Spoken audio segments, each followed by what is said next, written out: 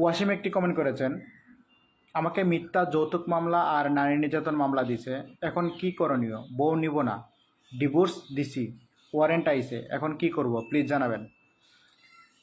বাংলাদেশে একটা প্রথা প্রচলিত হয়ে গেছে যে আপনি যদি আপনার স্ত্রীকে ডিভোর্স দিতে চান তাহলে সে অবশ্যই আপনার নামে মিথ্যা মামলা করবে নারী নির্যাতনের। আর কোর্ট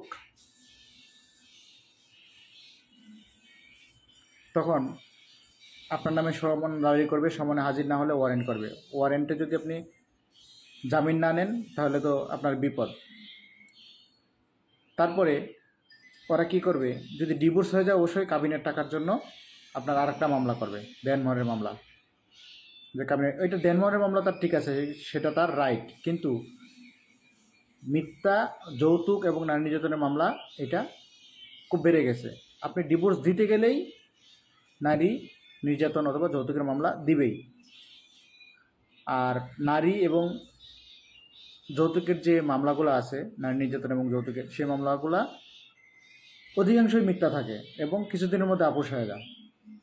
তো আমি মেয়েদেরকে বলবো, যদি সত্যি নারী নির্যাতন হয়ে থাকে এবং যৌতুক চেয়ে থাকে তাহলে আপনারা যৌতুক মামলা করবেন, অযথা আদালতকে বিভ্রান্ত করবেন না। আশা করি আপনার উত্তরটি পেয়েছেন।